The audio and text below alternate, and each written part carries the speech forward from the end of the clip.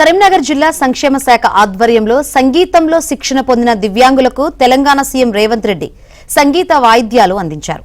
విద్యార్థులు ముఖ్యమంత్రి రేవంత్ రెడ్డి ఎదుట పాట పాడి వినిపించారు. దివ్యాంగ విద్యార్థులు పాడిన పాటల సీడీని సీఎం రేవంత్ రెడ్డి, మంత్రులు పొన్నం ప్రభాకర్, అడ్లూరి లక్ష్మణ్ ఆవిష్కరించారు.